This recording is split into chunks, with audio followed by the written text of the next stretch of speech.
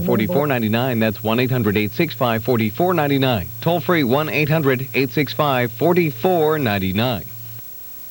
You want to be prepared? You watch the Weather Channel. When it comes to something as important as this, knowing what we know can make all the difference. It's all we do. Right now, it's your local forecast on the Weather Channel.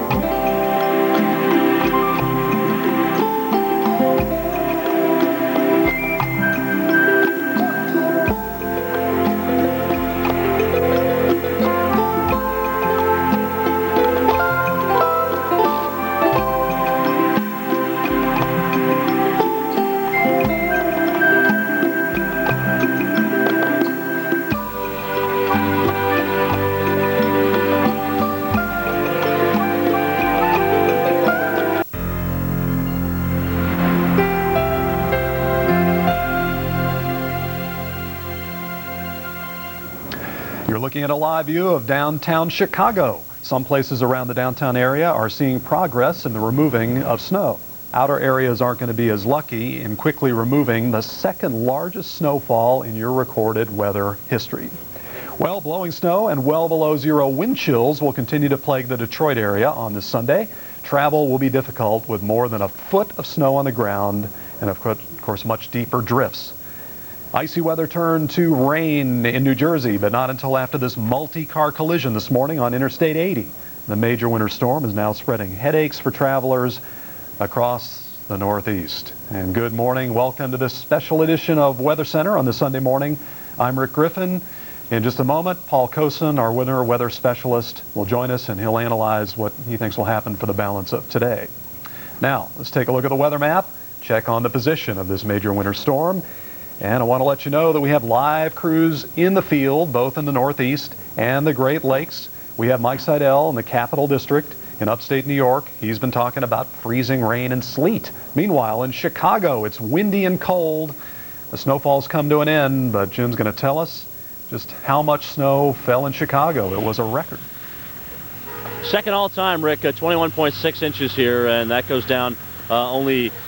well, less than 2 inches behind the January of 1967 storm, which dumped approximately 23 inches here. So a history one at that.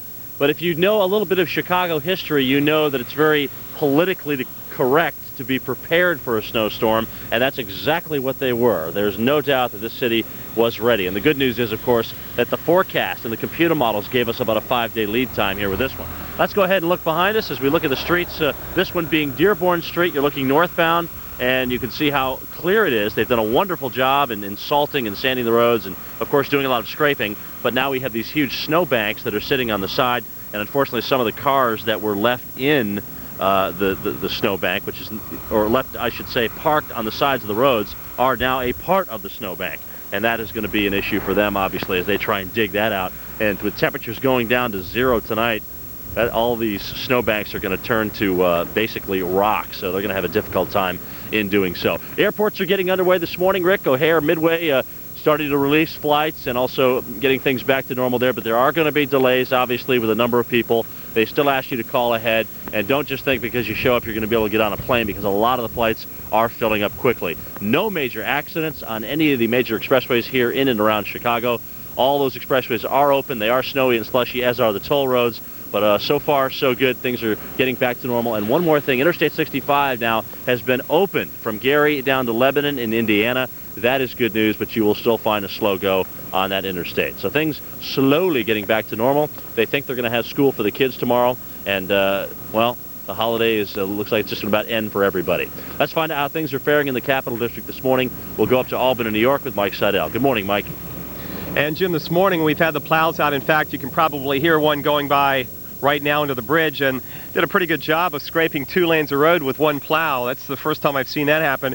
But the roads are still very slippery. The cars going out towards the New York State Thruway doing about 25, maybe 30 miles an hour. This sleet is hard to drive on, but not as hard as freezing rain would be, and we're very fortunate so far right here in Albany that 90% of what's fallen has been sleet and not freezing rain, but still you need to give yourself some extra distance and some extra time. I want to show you, for those of you who have never seen sleet before, it's just frozen raindrops. And as you can see here on the old four-wheel drive vehicle, it just kind of bounces off the vehicle, and you can hear it.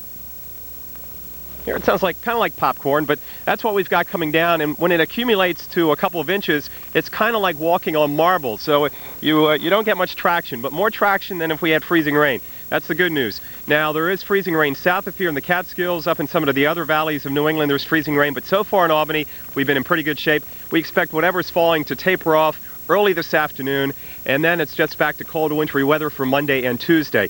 Again, the plows are out, but you need to be very careful if you're traveling anywhere in the interior part of the Northeast. However, New York City, Philadelphia, Washington, good news, temperatures above freezing, and things are looking good, at least on that section of I-95 for you holiday travelers. We'll keep you updated as the sleet continues to pelt the area through this morning and into early this afternoon here in Albany. Back to you, Rick. Thanks a lot, Mike. Well, down around New York City, we have some exceptionally heavy rainfall to tell you about, and to describe the situation, we have our winter weather specialist, Paul Cosin. Paul, anytime you get half an inch of rain in 9 minutes, that's intense rainfall. Right, one can only assume that street traffic is having a bit of a problem with rain falling that fast. It looks like at Newark Airport, they received about 9/10 of an inch of rain in just 1 hour, and about 1.5 inches of rain in only a 3-hour period. And most of that extremely heavy rain has now moved east of the city, but there still will be a period of moderate to heavy rain for the next couple of hours. Okay, we're going to look at that radar in just a moment and show the folks just exactly why the heavy rain has come down. But let's talk about the ice now, because it looks like a real serious situation this morning in parts of southeast New York, Catskill region, parts of the lower Hudson Valley, into Connecticut. We noticed Bradley Field north of Hartford in the low 20s with moderate freezing rain, and up around Westfield, Massachusetts, it's 19 degrees, and some very heavy rainfall is headed in that direction. Right, as a matter of fact, Stewart Field, which is just west of Poughkeepsie, New York, reported heavy freezing rain and 28 degrees during the last hour. People have globe policy.